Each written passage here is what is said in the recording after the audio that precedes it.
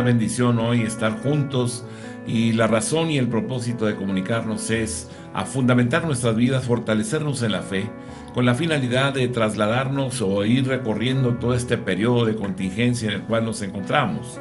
Ha sido una bendición para nosotros poder llegar hasta sus hogares y tener esta herramienta tan importante en este momento para la comunicación con todos ustedes. Así que hoy les invito una vez más a que llamen a sus hijos, a la familia, a la mesa y que podamos hoy escuchar la palabra del Señor. Muy bien, pues bienvenidos, vamos a orar y a poner todo en las manos del Señor y entraremos, ¿verdad?, hoy al tema de hoy, ¿ok? Cierra tus ojos y oremos. Padre, queremos darte gracias, eres bueno y fiel, Padre. Queremos ponernos en tus manos, pedirte dirección, Señor, consejo. Permítenos, Padre, poder transitar a través de tu palabra y ir recibiendo las cosas eternas, las cosas permanentes, Padre. Recibe el honor y la gloria, Rey.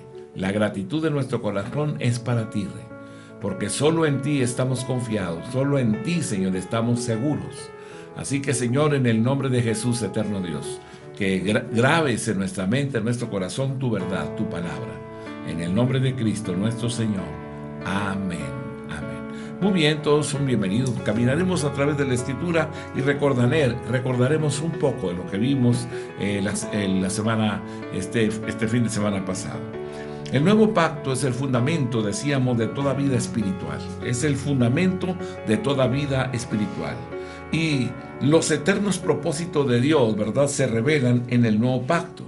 Todos como cristianos, debemos conocer este pacto. Toda persona que viene a Jesucristo debe de revisar, ¿verdad?, el nuevo pacto y saber las cosas que nos pertenecen, que Dios nos ha dado a través de este nuevo pacto. La palabra manifiesta que desde Adán hasta Moisés reinó el pecado. Romanos capítulo 5, versículo 14 y versículo número 21. No obstante, reinó la muerte desde Adán hasta Moisés, aún en los que no pecaron a la manera de la transgresión de Adán, el cual es figura del que había de venir, para que así como el pecado reinó para muerte, así también la gracia reine por la justicia para vida eterna mediante Jesucristo, Señor nuestro. En este periodo no se habían revelado los propósitos eternos de Dios. Pero cuando Dios dio la buena nueva a Abraham, en Gálatas capítulo 3, versículo número 8, y la Escritura, previendo que Dios había de justificar por la fe a los gentiles, dio de antemano la buena nueva a Abraham diciendo: en ti serán benditas todas las naciones. Aquí se nos muestra parte de la sombra de la gracia. Sin embargo, la sustancia quedaba todavía invisible, ¿verdad? Estábamos viendo solamente una parte, pero había cosas que nos iban a ser reveladas después. Juan capítulo 1, versículo número 17. Pues la ley por medio de Moisés fue dada, pero la gracia y la verdad vinieron por medio de Jesucristo. La ley por medio de Moisés fue dada con toda la ley la ley se introdujo. Romanos capítulo 5, versículo 20. Pero la ley se introdujo para que el pecado abundase, mas cuando el pecado abundó, sobreabundó la gracia. Se colocó la ley como una añadidura, pero no se halló incluida en los designios eternos de Dios. Todos los profetas y la ley profetizaron hasta Juan. Mateo capítulo 11, el versículo número 13. Porque todos los profetas y la ley profetizaron hasta Juan. Pero la gracia y la verdad vinieron por Jesucristo. Juan capítulo 1, el versículo 17. Pues la ley por medio de Moisés fue dada, pero la gracia y la verdad vinieron por medio de Jesucristo. Por lo tanto, con Cristo entonces llega la dispensación de la gracia, el nuevo pacto y la revelación del plan eterno de Dios. Ahora, si llegamos a saber algo concerniente al nuevo pacto, habremos hecho contacto con el más grande tesoro del universo. ¿Cuáles son los propósitos eternos de Dios? Bueno, que Él quiere que llegar al interior del hombre que Él creó. O sea, Él quiere estar con nosotros juntos para siempre. Unirse con el hombre para que participe de su vida y de su naturaleza divina. Eso es lo que Dios está buscando. Efesios capítulo 1, versículo 4 y versículo 5. Según nos escogió en Él antes de la fundación del mundo, para que fuésemos santos y sin mancha delante de Él, en amor, habiéndonos predestinado para ser adoptados hijos suyos por medio de Jesucristo, según el puro afecto de su voluntad. Romanos capítulo 8, versículos 29 y 30. Porque a los que antes conoció, también los predestinó para que fuesen hechos conformes a la imagen de su Hijo, para que Él sea el primogénito entre muchos hermanos. Y a los que predestinó, a estos también llamó, y a los que llamó, a estos también justificó, y a los que justificó, a estos también glorificó. Esta es la razón por la que Dios creó al hombre a su imagen y a su semejanza. Génesis capítulo 1, el versículo número 27. Y creó Dios al hombre a su imagen, a imagen de Dios lo creó, varón y hembra los creó. Lo puso en el Edén, le prohibió comer del árbol de la ciencia del bien y del mal. Con esto le indicaba que debía comer del árbol de la vida, aunque el hombre debía tomar su propia decisión. En la Biblia encontramos que el árbol de la vida señala hacia Dios. Salmo 36, versículo 9. Porque contigo está el manantial de la vida, en tu luz veremos la luz. Juan capítulo 1, el versículo número 4. En él estaba la vida, y la vida era la luz de los hombres. Juan capítulo 11, versículo número 25. Le dijo Jesús: yo soy la resurrección y la vida. El que cree en mí, aunque esté muerto, vivirá. Juan 14, capítulo 14, verso 6. Jesús le dijo: yo soy el camino y la verdad y la vida. Nadie viene al Padre sino por mí. Primera de Juan capítulo 5, el versículo 12. El que tiene al Hijo tiene la vida. El que no tiene al Hijo de Dios no tiene la vida. Si el hombre comía su fruto, tendría vida y Dios entraría en él, ¿verdad? Refiriéndose al árbol de la vida. Ahora, el primer Adán fracasó. En vez de comer del árbol de la vida, comió del árbol de la ciencia del bien y del mal. De esta forma quedó apartado de Dios, que es quien da la vida, pero a pesar de que el primer Adán fue vencido, el segundo Adán, nos dice 1 Corintios 15, 45 al 47. Así también está escrito: fue hecho el primer hombre, Adán, alma viviente. El postrer Adán, espíritu vivificante. Mas lo espiritual no es primero, sino lo animal, luego lo espiritual. El primer hombre es de la tierra, terrenal. El segundo hombre, que es el Señor, es del cielo.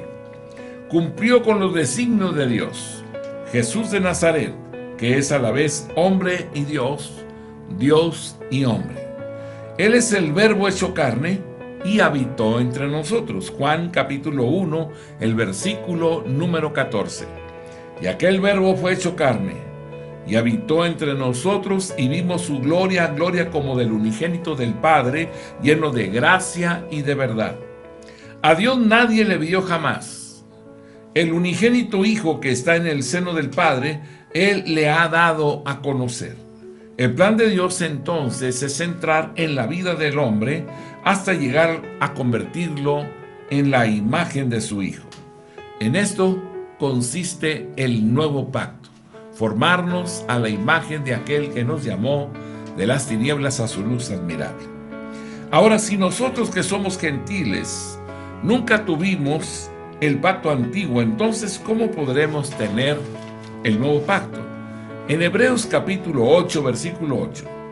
Porque reprendiéndolos dice: he aquí vienen días, dice el Señor, en que estableceré con la casa de Israel y la casa de Judá un nuevo pacto. El nuevo pacto vendrá solo después de aquellos días. Hebreos capítulo 8, el versículo número 10. Por lo cual, este es el pacto que haré con la casa de Israel después de aquellos días, dice el Señor. Pondré mis leyes en las mentes de ellos, y sobre su corazón las escribiré. Y seré a ellos por Dios, y ellos me serán a mí por pueblo. Colocando de esta forma a Jesús, ¿verdad?, o la iglesia, de acuerdo al principio del nuevo pacto, para que se comunique y relacione con él de acuerdo con este pacto. Mateo capítulo 26, versículo 28. porque esto es mi sangre del nuevo pacto, que por muchos es derramada para remisión de los pecados. Esto es mi sangre del nuevo pacto. Dios ha hecho varios pactos con el hombre. Realmente, ¿verdad? Podemos hoy recordar algunos de ellos. Algunos más notables, otros menos notables. Uno de ellos fue el pacto con Noé, ¿verdad? Otro de ellos fue el pacto con Abraham. También el pacto de los israelitas que Dios estableció al salir de Egipto. Un pacto que Dios estableció con David. Otro con Israel en Moab y en Oreb.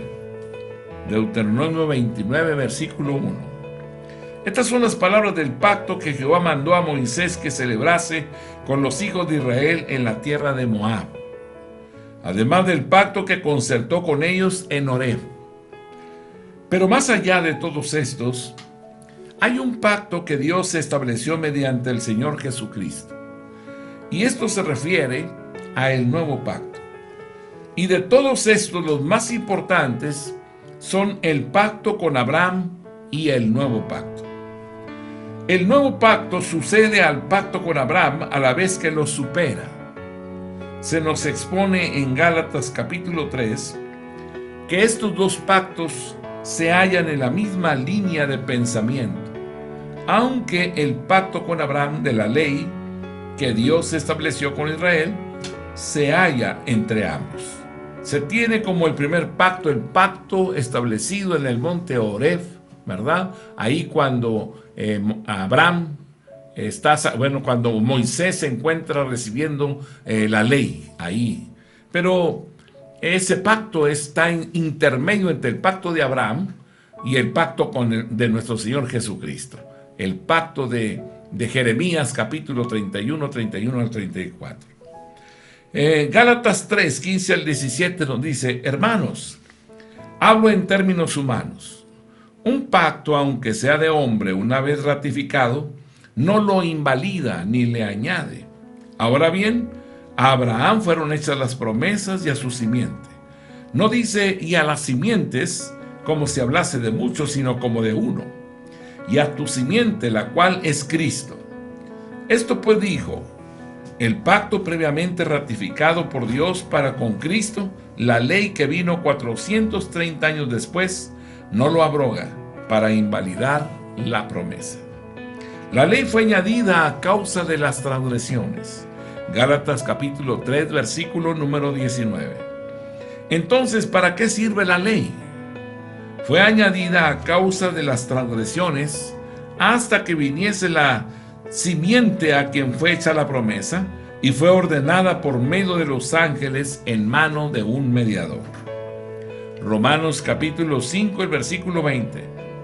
Pero la ley se introdujo para que el pecado abundase, mas cuando el pecado abundó, sobreabundó la gracia. Solo el pacto con Abraham y el nuevo pacto fueron establecidos sobre una promesa y por tanto sobre el fundamento de la fe. Gálatas capítulo 3, versículo 7, versículo 9, versículo 16, versículo 17. Sabed por tanto que los que son de fe, estos son hijos de Abraham. Versículo 9. Gálatas 3, 9. De modo que los de la fe son bendecidos con el creyente Abraham.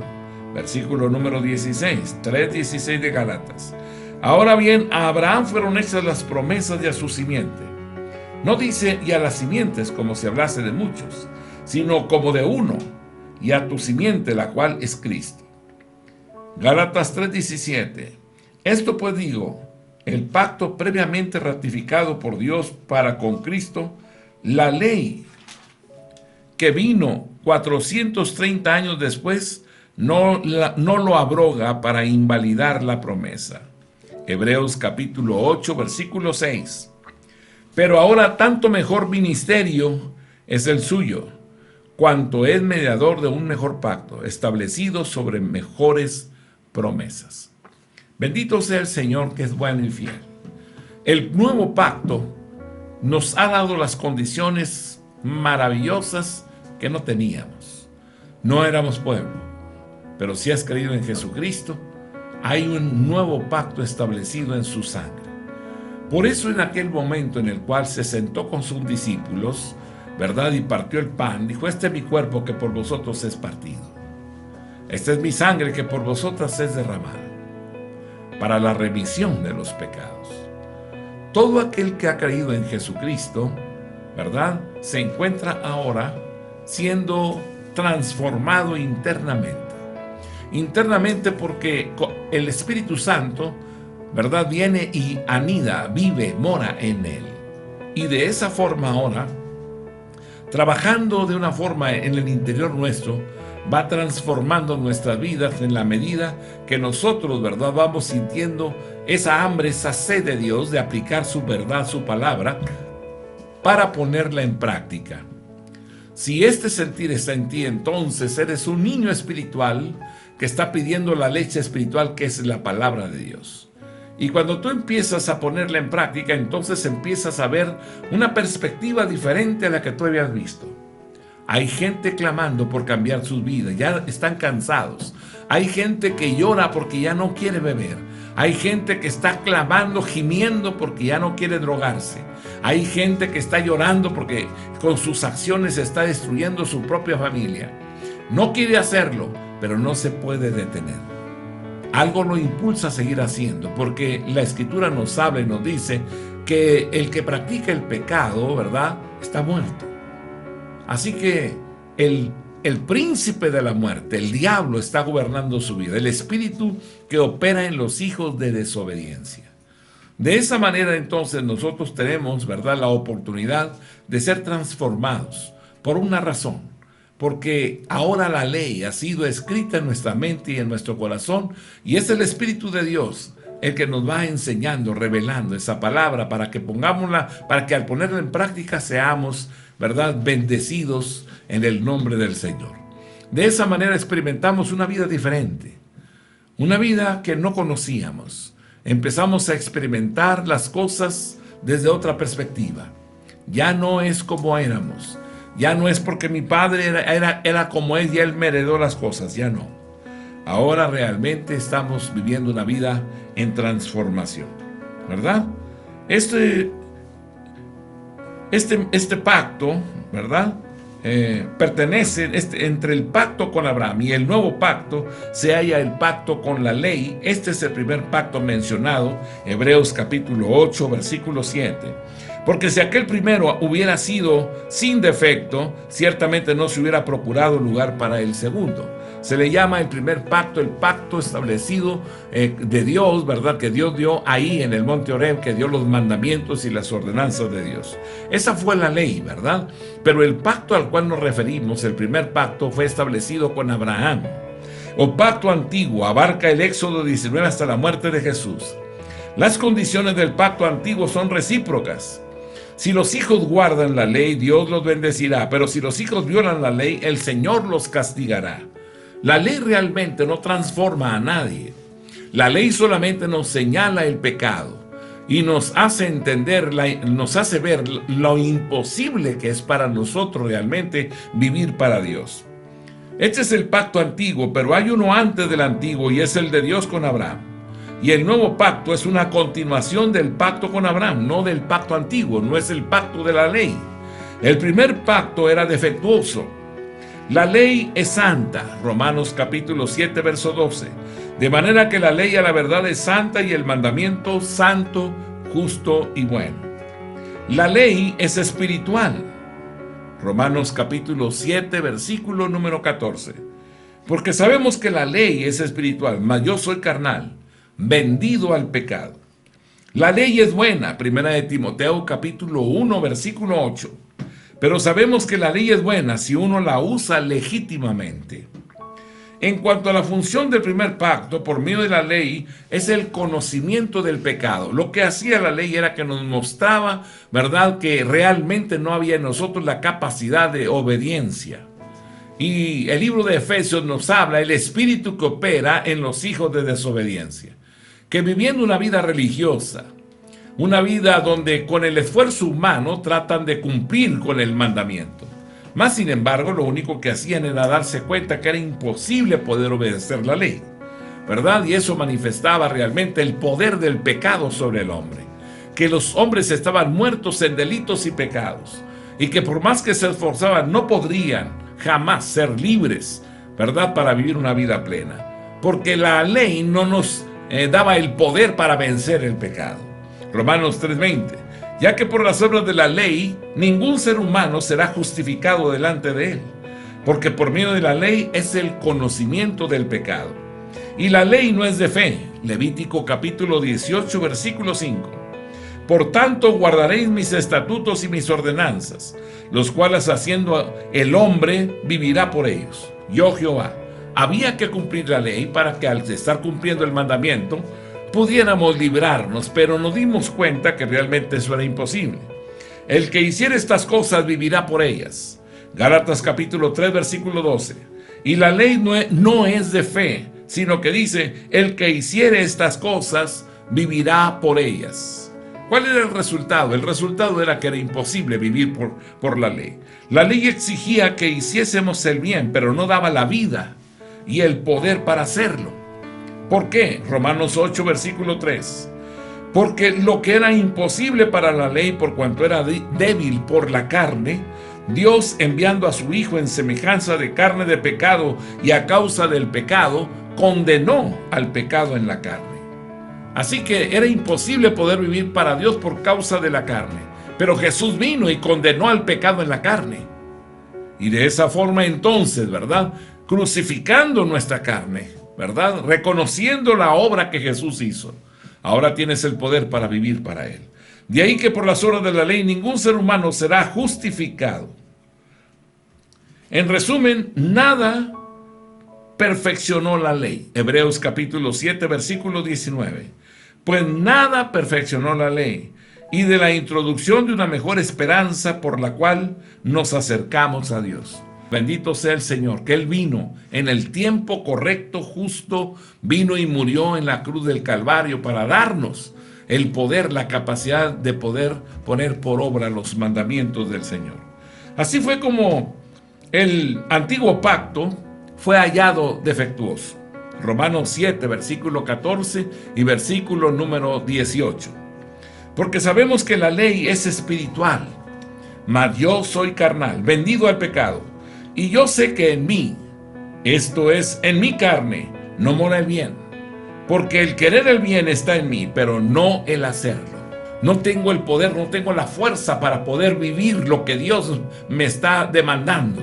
No lo puedo vivir yo, ¿verdad? Y no puedo caminar en la ley, ¿verdad? Hoy escuchamos tantas filosofías o doctrinas distorsionadas. Realmente hay personas hoy tratando de aplicar los principios de la ley. No, es imposible. Nunca alcanzarás la salvación si tratas de vivir o de alcanzar la salvación por medio de la ley. Así fue como el antiguo pacto ha sido hallado defectuoso, o la ley ha sido hallado defectuoso. Pablo nos dice en Romanos capítulo 8, versículo 3, porque lo que era imposible para la ley, por cuanto era débil por la carne, Dios, enviando a su Hijo en semejanza de carne, de pecado, y a causa del pecado, condenó al pecado en la carne. Por esa razón nos habla y nos dice que aquellos que vivimos en la carne no alcanzaremos la salvación. El vivir en la carne no es imposible ser salvos, viviendo, ¿verdad?, bajo esos rudimentos. El nuevo pacto está fundado en una promesa mejor. Hebreos capítulo 8, versículo 6. Pero ahora tanto mejor ministerio es el suyo, cuanto es mediador de un mejor pacto, establecido sobre mejores promesas. Mejores promesas, mejores que las de la ley. La ley se introdujo, no está dentro del plan de Dios. El pacto al cual nos referimos, ¿verdad?, que es el pacto que Dios está contemplando, es el pacto establecido con Abraham. Y Abraham está primero antes de Moisés. Y luego vino la ley. ¿Dónde vino la ley? Ahí donde Moisés subió al monte, ahí recibió la ley. Pero la ley no es el plan de Dios. La ley se aplica porque la gente está entregada a la vanidad de su mente, haciendo cosas que no son convenientes. Entonces la ley lo único que hace es que manifiesta el pecado. en todo su esplendor. Y este nuevo pacto no está escrito en tablas de piedra, sino sobre corazones de carne. Segunda de Corintios capítulo 3, verso 3. Siendo manifiesto que sois carta de Cristo expedida por nosotros, escrita no con tinta, sino con el Espíritu del Dios vivo, no en tablas de piedra, sino en tablas de carne del corazón. Con respecto al nuevo pacto, Dios pone sus leyes en la mente del hombre y las escribe en el corazón humano. Hebreos capítulo 8, versículo 10. Por lo cual, este es el pacto que haré con la casa de Israel después de aquellos días, dice el Señor. Pondré mis leyes en la mente de ellos y sobre su corazón las escribiré. Y seré a ellos por Dios y ellos me serán a mí por pueblo. Los hombres de la ley caminaban y el sacerdote traía campanas bajo sus vestidos, en las partes bajas de su vestido, ¿verdad? Las personas se ponían sus filacterías, ¿verdad? En la mano izquierda ataban esas correas de cuero hasta recoger aquí en su mano, ¿verdad? La cajita que tenía los mandamientos, colocando la mano en su corazón. Y ataban otra filactería a la cabeza, otra cajita en la frente y atadas las correas de cuero acá a la parte de atrás de la cabeza. En ese momento que entraban, empezaban a orar diciendo, ¿verdad?, que aquí en la mente están los mandamientos de Dios y aquí en la mano, en el corazón, también están los mandamientos de Dios. Pero esas filacterías eran externas. El nuevo pacto nos dice a nosotros, ¿verdad?, que Él va a hacer un pacto y que va a poner sus leyes en nuestra mente y que Él las va a poner sobre nuestro corazón, que las va a escribir ahí y será a nosotros por Dios y nosotros seremos su pueblo. Ya no están externas, ahora están internas. Vayas donde vayas, ya no necesitas la filactería para amarrártela a la cabeza, ni tampoco la filactería para ponerla en la mano y en una señal externa decir que está en tu corazón con la mano colocada en el pecho. Eso es externo. Lo que necesitamos es que la ley de Dios esté escrita en nuestra mente y en nuestro corazón, que no se nos olvida, desde el amanecer y hasta el anochecer, alabar y glorificar al Eterno. Porque entendemos que Él es la vida, que Él nos dio la vida, que Él nos dio salvación, que Él nos dio vida eterna, que Él gobierna sobre todas las cosas, que Él es el todo en nuestras vidas, que fuera de Él no hay nada absolutamente. Esas cosas están escritas en nuestra mente. Y ahora si nos levantamos por la mañana y no hacemos nuestra comunión con Él, no nos sentimos bien. Quizás nos vamos al trabajo, nos ocupamos en algunas cosas, pero el Espíritu Santo que ahora mora en nosotros, porque nos libró del pecado, pagó los pecados en la cruz, derramó su sangre en la cruz del Calvario. El Cordero de Dios fue sacrificado en lugar nuestro. En ese momento el Espíritu de Dios que mora en nosotros ahora nos recuerda que no leímos o que no oramos o que no hemos adorado a Dios. Y en ese momento levantamos nuestra mirada, nuestras manos, y Él está presente. Me invocarás y yo diré, heme aquí. Eso se ha hecho real en nuestras vidas. No es filosofía, no es una forma de pensamiento, es un reglamento, es una norma, es una regla, es un mandamiento de Dios. Esto nos enseña que Dios demanda cosas, pero también nos capacita para que hagamos su voluntad. Nos da vida y poder para hacer el bien. Y Él sea nuestro Dios y nosotros seamos su pueblo. Tito capítulo 2 versículo 14. Quien se dio a sí mismo por nosotros para redimirnos de toda iniquidad y purificar para sí un pueblo propio, celoso de buenas obras. Nos ayuda a conocer a Dios más íntimamente. Ese pacto nuevo, Hebreos 8, versículo 11. Y ninguno enseñará a su prójimo, ni ninguno a su hermano, diciendo, conoce al Señor, porque todos me conocerán, desde el menor hasta el mayor de ellos. Somos santificados por la sangre de ese nuevo pacto. Hebreos capítulo 10, versículo 29. ¿Cuánto mayor castigo pensáis que merecerá el que pisoteare al Hijo de Dios y tuviere por inmunda la sangre del pacto en la cual fue santificado e hiciere afrenta al Espíritu de gracia? Es un mejor pacto. Hebreos capítulo 7, verso 22. Por tanto, Jesús es hecho fiador de un mejor pacto. Hebreos capítulo 8, versículo 6. Pero ahora tanto mejor ministerio es el suyo, cuanto es mediador de un mejor pacto establecido sobre mejores promesas. Es un pacto eterno. Hebreos capítulo 13, versículo 20. Y el Dios de paz que resucitó de los muertos a nuestro Señor Jesucristo, el gran pastor de las ovejas, por la sangre del pacto eterno. ¿Qué contiene este pacto? ¿Qué hay en él? Hebreos capítulo 8, versículo 10 al 12. Por lo cual, este es el pacto que haré con la casa de Israel después de aquellos días, dice el Señor. Pondré mis leyes en la mente de ellos, y sobre su corazón las escribiré. Y seré a ellos por Dios, y ellos me serán a mí por pueblo. Y ninguno enseñará a su prójimo, ni ninguno a su hermano, diciendo: conoce al Señor, porque todos me conocerán, desde el menor hasta el mayor de ellos, porque seré propicio a sus injusticias, y nunca más me acordaré de sus pecados y de sus iniquidades. Este pasaje señala tres partes principales. La primera, Dios pondrá sus leyes en nuestra mente y las escribirá en nuestro corazón. Esto significa, Él entra en nosotros y graba en nuestra mente y en nuestro corazón su ley, sus mandamientos, sus estatutos, sus ordenanzas. ¿Con qué finalidad? Que no nos apartemos de ellas, que las practiquemos todos los días, desde el amanecer hasta el anochecer. Que podamos caminar apoyándonos en ellas, que tomemos decisiones basadas y fundamentados en la ley de Dios, para no violentar su voluntad.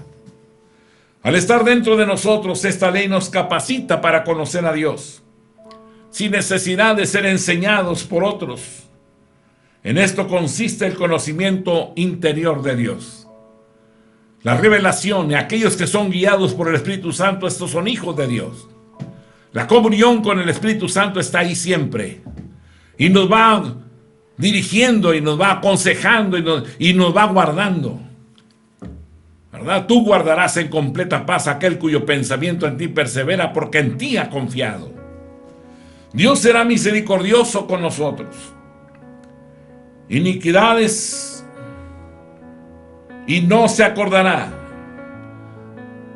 Las iniquidades ya no estorbarán, las quitará, no se acordará más de nuestros pecados.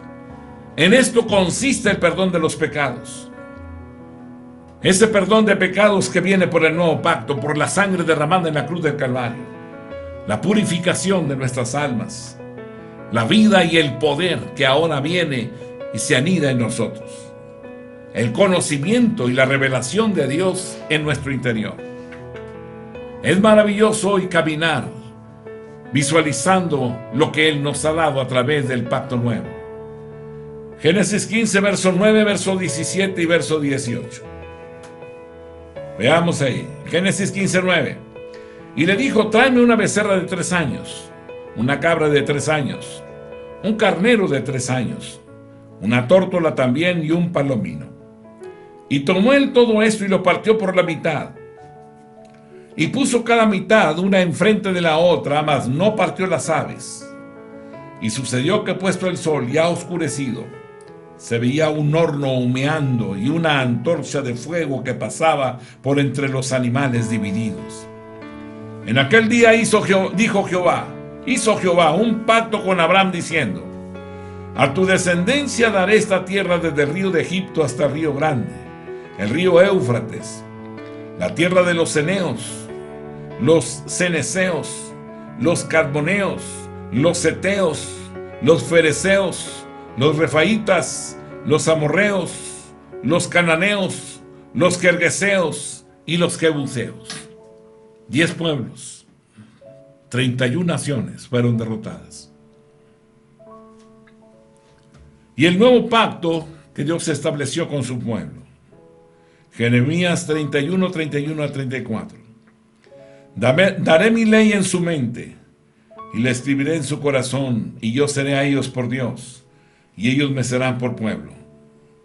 No enseñará más ninguno a su prójimo, ni ninguno a su hermano, diciendo: conoce a Jehová, porque todos me conocerán, desde el más pequeño de ellos hasta el más grande, dice Jehová, porque perdonaré la maldad de ellos, y no me acordaré más de su pecado. Abraham, tráeme una becerra de 3 años. Abraham, tráeme un cordero de 3 años. Un carnero de 3 años. Y tomó él todo esto y lo partió por la mitad. Cuando cayó la noche, un fuego pasaba por en medio. Y esto es lo que ha pasado ahora en el nuevo pacto. Ese fuego ha entrado dentro de nosotros. El hombre interior está creciendo y el hombre exterior va menguando. Para que en el día en que nos encontremos con Él, seamos los hombres que Dios dice que somos. Dios nos ha dado un nuevo nacimiento, un hombre nuevo, capaz de pensar, capaz de vivir, capaz de ordenar su vida, capaz de obedecer a Dios. Ahora nos levantamos en su nombre, en esa nueva criatura, esa nueva persona que Él creó al creer en Jesucristo. Y ahora en ese hombre nuevo, Él ha formado al hombre que Él desea, que Él anhela, que Él quiere, el cual cuando tú mueras, tu cuerpo caerá, mas tú te irás a la presencia de aquel que te llamó de las tinieblas a su luz y que por la fe te ha hecho una nueva criatura, una nueva persona. Ahora formas parte de la familia de Dios. Tienes toda la capacidad para hacer la voluntad de aquel que te llamó de las tinieblas a su luz. Por esa razón no divaguemos en el pensamiento. Meditemos en la Escritura, en la palabra de Dios, porque todo tu ser interior se va fortaleciendo hasta ese día en que lo veamos a Él cara a cara, tal y como Él es. Y que Dios nos ayude a todos. Gracias por estar con nosotros. Los bendecimos, vamos a orar. Señor, muchas gracias. Yo bendigo a todos mis hermanos, para todos aquellos que hoy están aquí, Señor, recibiendo la palabra. Los bendigo en el nombre de Jesús. Te pido que los cubras con tu sangre preciosa y que los guardes a todos en el hueco de tu mano, Señor, para la posteridad. A ti sea el honor y la gloria por siempre, en el nombre de Cristo. Amén, amén. Mis amados hermanos, Dios les bendiga. La paz de Dios sea con ustedes.